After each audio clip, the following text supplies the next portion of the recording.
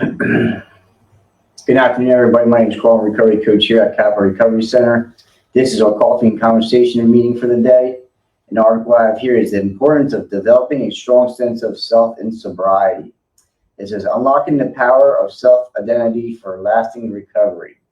Developing a strong sense of self is fundamental in overcoming addiction and maintaining sobriety. This journey involves cultivating self-awareness, self-esteem, and self-acceptance, which together create a resilient foundation for mental health and sustained recovery.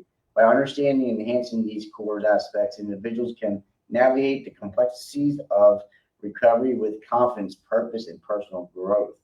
And one of the things that I still agree with today is I had to build myself up, right? I had to get better with self, not just in early recovery, just on a daily basis, that I have to get better with self, find out who I am and find out who I am not.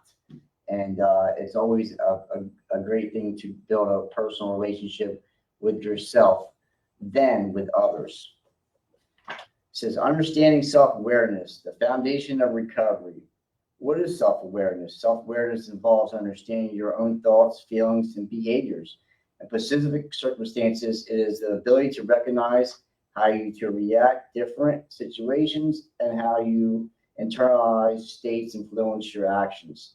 This awareness helps individuals navigate their environment more consistently and makes them more attuned to the personal patterns. When I was in active addiction, like my awareness was not there. I was not I was aware, but I wasn't aware to the extent of because I was always under the influence of drugs and alcohol, right? So I know it was causing harm, but I didn't know how much damage I was really causing. And I started to be more aware when I stopped using drugs and alcohol of I'm more aware of who I am and who I'm not and who I want to be. And me getting better with self and gets me to get better with others and the world around me. Self-awareness, and it says it involves understanding your own thoughts and feelings. And, I have a better understanding who I am and why I feel the way I did and the things I did. I have definitely a better understanding of what was going on. And I continue to work on those things since I have more awareness of myself. And I can see myself coming before, well, a lot better than I did before, because when I act out or react to something or I'm feeling these negative emotions and feelings and I'm not, before I couldn't identify what was really going on with me. Since I've been in recovery, working on myself and working on self-awareness, I understand why the way I feel. And I don't always have to act out on all these feelings that I started to, I know because for me, when I got into recovery, we're flooded with a lot of emotions and feelings, right? A lot of things arise when we get clean and it can be overwhelming, right? And I would use a lot of these feelings to use. I would use to mask a lot of these emotions and feelings, and I didn't have to cope and manage what was going on. I couldn't live on life's terms, and I have a better understanding and I'm more aware of my actions and the way I behave and the way I think and the way I feel today. And that's all through this process of recovery. So how does self-awareness help in recognizing triggers and behaviors? In addiction recovery, self-awareness is crucial for identifying triggers, whether they are emotional, environmental, or related to certain people. By understanding what prompts cravings or risky behaviors, individuals can develop strategies to manage or avoid these cues. Recognizing these triggers allows for more proactive responses, reducing the likelihood of relapse. And one of the things I was taught in recovery is people, places, and things, right? Everybody's different. Everybody's story is different. But for me, uh, I surrounded myself around like-minded people, right? My life consists of using drugs and alcohol every day for many years. So like I had to cut all people, places, and things out of my life that I associated with my past and my inactive addiction. That was just for me. And that can be tough for a lot of individuals. That can be really tough to cut because family, we think real good friends, or you know we associated with that for many years. So it's hard to like cut ties with that. This last time for me, it was easy for me to cut people, places, things out of life because I was beaten, I was surrendered. I accepted that I had to do something different. I had to change a lot of things about myself, and I was, little by little, I started to be okay with that. And you start to recognize these triggers, man, and like, because I know for me, stop using drugs and alcohol and you start working on yourself, that's the triggers and cravings just don't go away, right? They just don't disappear, right?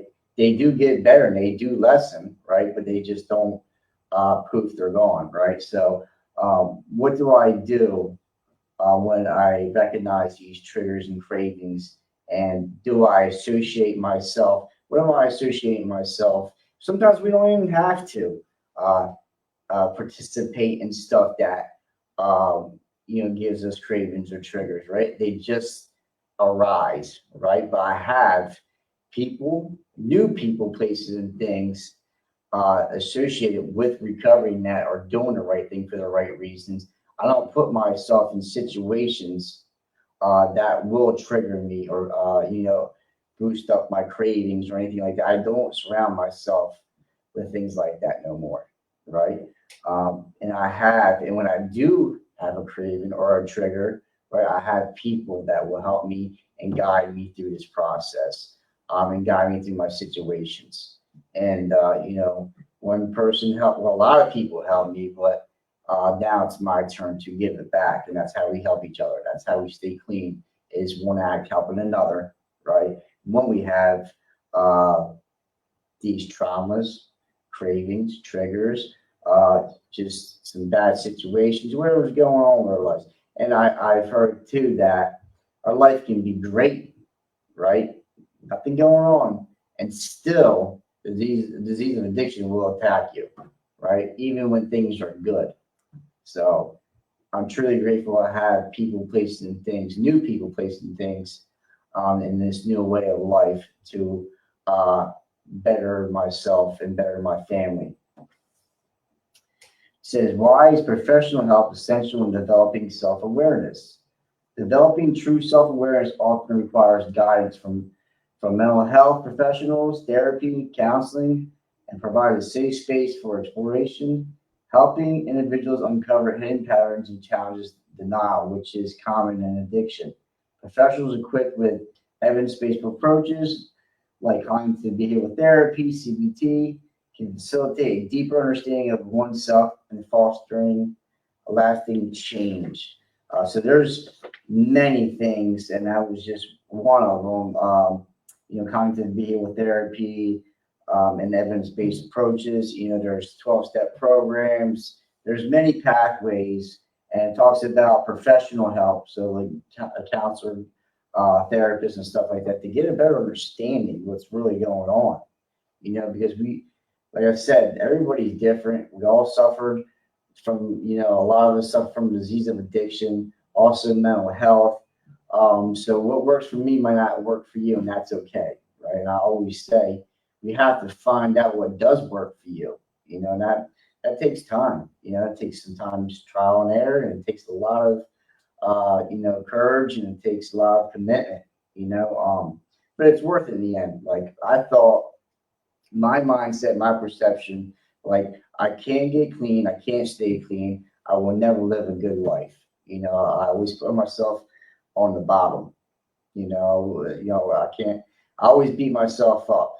So, I had to change that, and that's through, people in recovery, also professional help, and some counseling.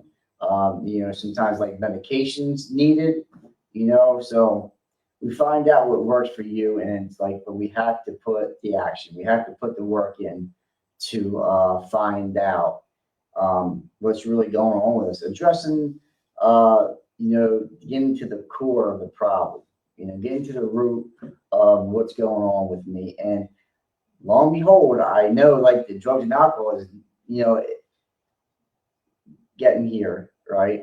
It's a problem, but I'm drugs and alcohol is a symptom, right? I'm the problem. How do I change me? Because listen, the drugs and alcohol will always be there, right? Seems like they're not going anywhere. So what do I do to change me not to pick up them drugs and alcohol, right? Starts with me. It says, how does self-awareness promote empathy and accountability? Self-awareness enhances our ability to empathize with others by helping us realize how our actions impact those around us. It also encourages personal responsibility. Individuals become more honest about their behaviors and their effects. This sense of accountability is essential for building trust and recovering healthy relationships. And I learned that here. It says promote empathy and accountability. I've learned like everything I'm just not talking about material things that I have today, but like, the accountability, I'm open and I'm honest, I'm willing, I'm trustworthy, I'm hardworking. So all the assets I have today, right? I have because of recovery and others that showed me how to be a better person, right? And I'm truly grateful for that, and taking accountability for my wrongs and my actions and my behaviors, because that's something I didn't do in an active addiction. You know, I didn't take accountability for anything. I wasn't trustworthy, right? I was lying, stealing, cheating, in denial. So I was in a negative headspace, right? So self awareness, I think, is very important because, like, if you don't know, how do you, if you don't know something, how do you get to the solution, right? How do you fix what's really going on with us when we don't have some self awareness, right? So I had others to give me a different perspective, right? It says the impact of self esteem on recovery and mental health. What is the cycle of low self esteem and substance abuse? There is a recurrent cycle where low self esteem and substance abuse reinforce each other. Substance use often damages a person's self image, leading to a feeling of shame and worthlessness. This poor self perception increases vulnerability to relapse, spiraling into further substance misuse, which in turn diminishes self esteem even more. Breaking this cycle requires targeted effort to rebuild confidence and self worth. Yeah, I'm like thinking, no wonder why I felt the way I did in active addiction, right? Um, I didn't have self confidence, right? I had poor self esteem. It's because I was using drugs and alcohol and the things I was doing to get my drugs and alcohol and the way I behaved, right? And like the way I was behaving, no wonder I felt the way I did, you know. I was like, I had to stop doing what I was doing to not to feel that way, and it's like the insanity of the disease of addiction. And when you get caught in that grip of drugs and alcohol, man, it's just you're in this cycle, never ending cycle. It's a merry-go-round, keeps going and going and going, and you just don't know when you're going to stop. It took me many years to realize that, and always goes back to self. I wasn't happy with who I was. I wasn't happy. Even so, it came to the point of to the end of my road of using drugs and alcohol. We think the drugs and alcohol make us happy or make us feel better, stuff like that. They just made me even feel even worse. My last use that made me stop. I was not even getting high anymore, right?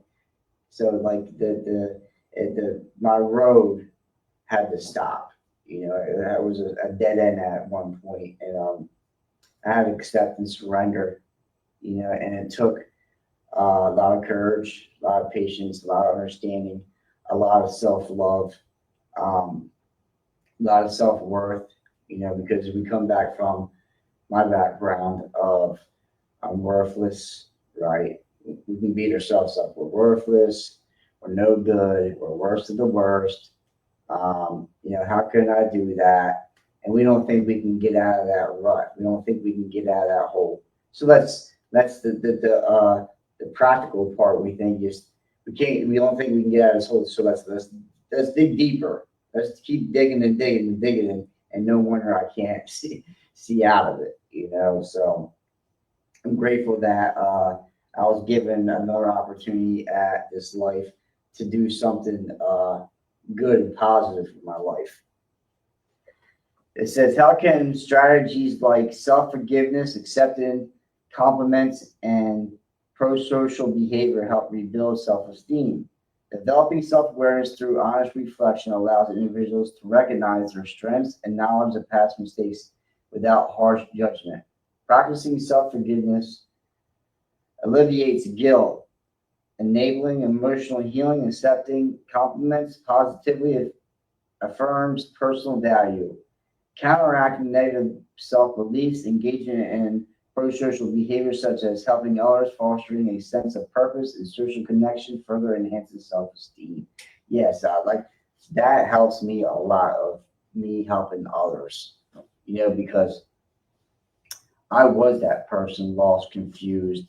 I was, I was broken. I was, spiritually bankrupt, and I was isolated and I was lonely. I know what it feels to be struggling from drugs and alcohol and mental health. I've been there, done it for many years, and I found a way out.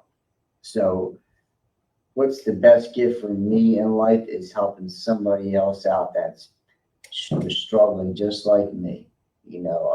Money can't buy that. If I can help somebody, that's a good day for me. And sometimes, what, I'm not a first time winner, right? But seeds were planted, uh, which I didn't know through the course of the years of my active addiction, right? When I tried to get clean and stay clean, and my life and the journey that I was on, things were planted in my life, and I can look at that now and see it, right? And maybe one day it won't make sense now, but maybe one day it will, So that's the hope, hoping one day things will click. It says, how do cognitive behavioral therapy, CBT, and self-care practices support mental health? It says CBT addresses the functional thoughts and beliefs that undermine self-worth, replacing them with healthier perspectives. It equips individuals with skills to handle stress and triggers effectively. Alongside therapy, self-care approaches such as regular exercise, balanced nutrition, adequate sleep, and mindfulness strengthen mental resilience. These practices promote emotional stability, increases self-confidence, and create a solid foundation for sustained recovery. And for me, I feel like the CBT is more so in along the line, not like it's all good for all recovery, but later on in the process of recovery to practice some of these things and replacing some things with healthier perspectives. Like, because I know my mind is a powerful place, right? My thoughts, I can't escape. And, I have to do some of these things. And it helps me to talk about balanced nutrition, sleep. There's a lot of things that can, better ourselves and better our thoughts and the way I treat myself and others. And there's things I have to do, and I have to, because I want to stay here. I want to, have long lasting recovery, so there's things I have to maintain, and some things I abandoned for many, many years. My health, right? My physical and mental health, always putting substance in my body, not taking care of my responsibilities, not caring for others, you know, just a lost and confused, terrible person, right? So now I have a life that I want to keep. You know, I have to, you know, put work in to keep it. You know, it takes action to keep the life I have today. You know, I don't want to stop. I don't want to go backwards. I want to go forward. Um, and it takes time. It takes time to get where I'm at today, and it's worth every bit of it. But it does take practice. It takes work, and you know it all starts with self. You know, I had to get better.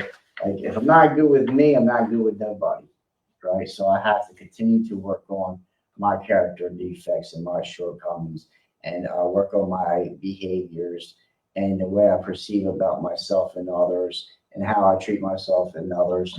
um, you know, it's all about relationships, you know, relationships with self and relationship with others.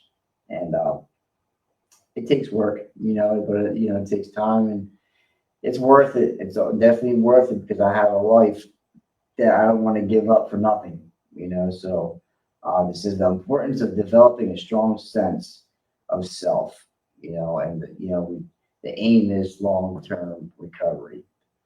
That was our coffee and conversation meeting for today. My name is Carl, I'm a recovery coach here at Cap Recovery Center. Until next time, we see you later.